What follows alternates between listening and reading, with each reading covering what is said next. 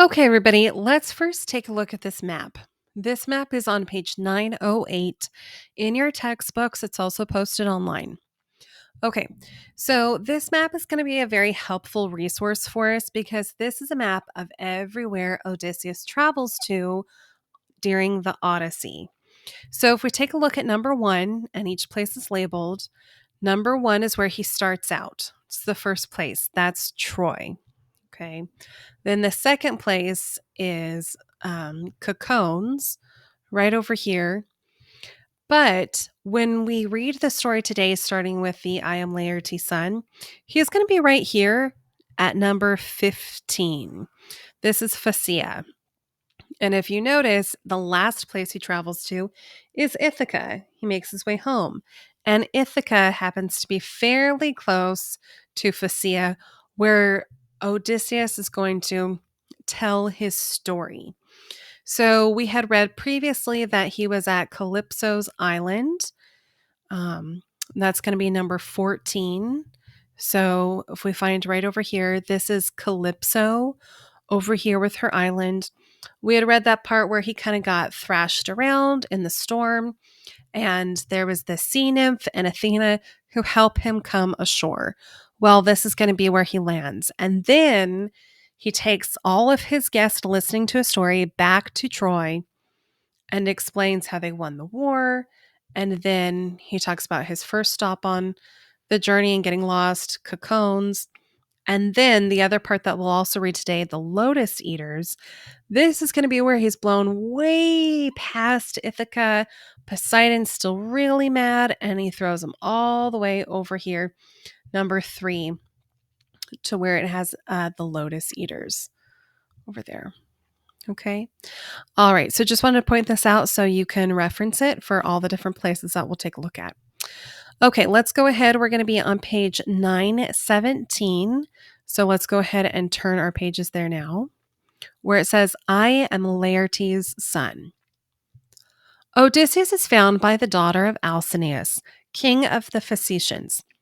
That evening, he is a guest at court, from books 6 to 8 of the original version. To the ancient people of Greece and Asia Minor, all guests were God sent. They had to be treated with great courtesy before they could be asked to identify themselves and state their business.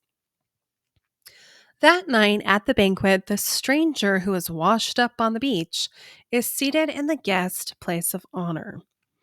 A blind minstrel or singer is called, and the mystery guest gives him a gift of pork, crisp with fat, and requests a song about Troy. In effect, Odysseus, who is the guest of honor, but they don't know his business yet, he just washed up on the shore, is asking for a song about himself. Odysseus weeps as the minstrel song reminds him of all of his companions who will never see their home again. Now, Odysseus is asked by the king to identify himself. It is here that he begins to tell the story of his journey. Okay, so he's kind of starting at the end and then he begins his story. Now, this was the reply Odysseus made. I am Laertes' son, Odysseus. Men hold me formidable for guile in peace and war. This fame has gone abroad to the sky's rim. My home is on the peaked sea mark of Ithaca, under Mount Neon's wind-blown robe of leaves, in sight of other islands, Dulcaon, same wooded Zycanthos, Ithaca being most lofty in that coastal sea, and northwest, while the rest lie east and south. A rocky isle, but good for a boy's training. I shall not see on earth a place more dear, though I have been detained long by Calypso, loveliest among goddesses, who held me in her smooth caves to be her heart's delight. As Circe of Aeaea, the enchantress, desired me and detained me in her hall, but in my heart I never gave consent.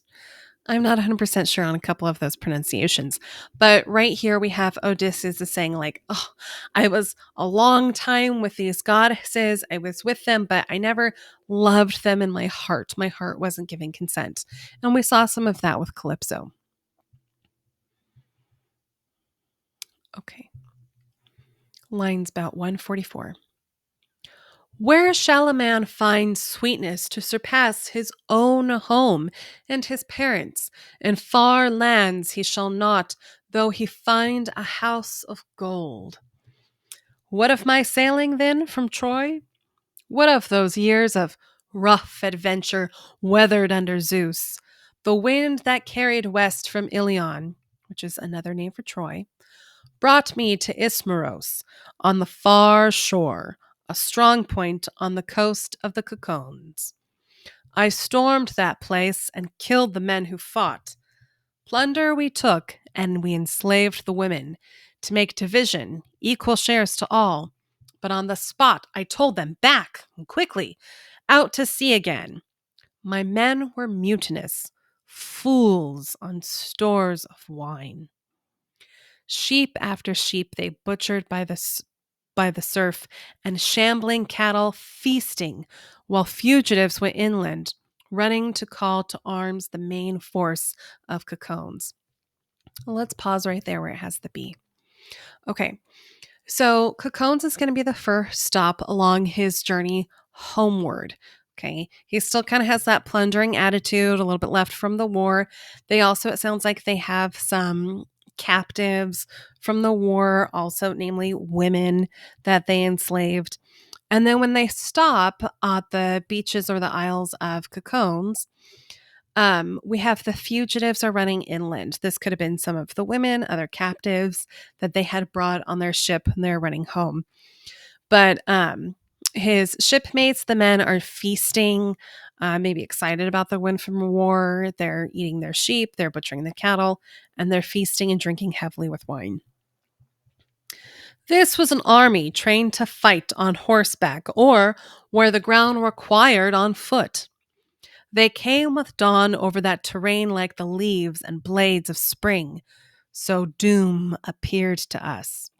Dark word of Zeus for us our evil days.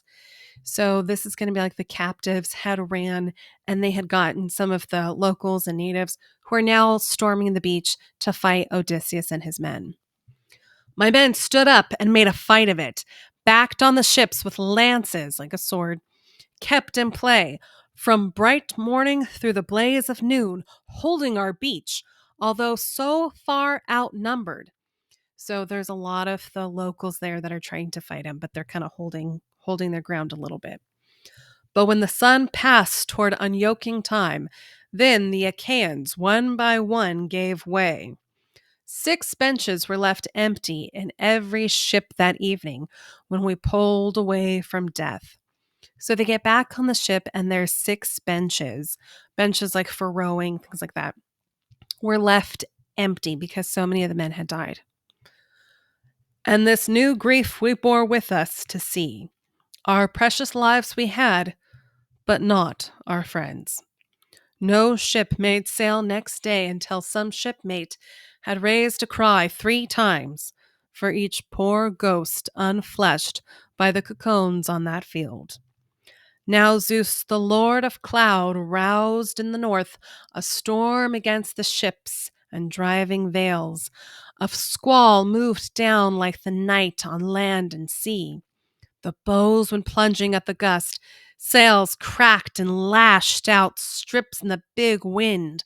We saw death in that fury, dropped the yards, the sails, unshipped the oars and pulled for the nearest lee.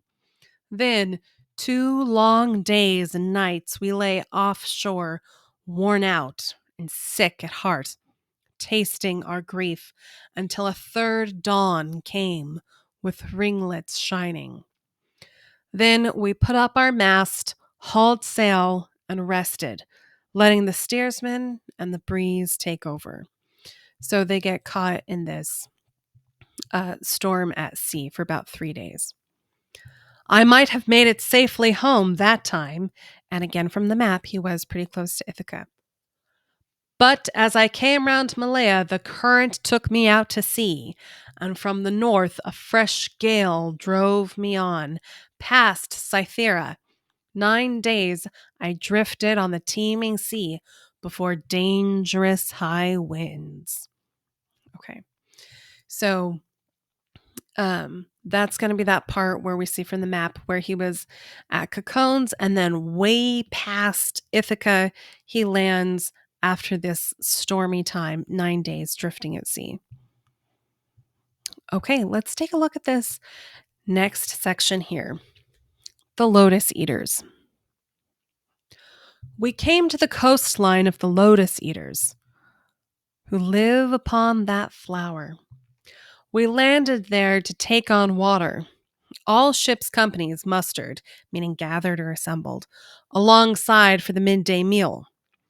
Then I sent out 2 picked men and a runner to learn what race of men that land sustained. They fell in soon enough with Lotus Eaters, who showed no will to do us harm, only offering the sweet lotus to our friends. But those who ate this honeyed plant, the lotus, never cared to report nor to return. They longed to stay forever, browsing on that native bloom, forgetful of their homeland. I drove them, all 3 wailing, to the ships, tied them down under their rowing benches, and called the rest, "All hands aboard! Come, clear the beach, and no one taste the lotus, or you lose your hope of home." Filling into their places by the rowlocks, my oarsmen dipped their long oars in the surf, and we moved out again on our seafaring. And that's from book 9. Okay.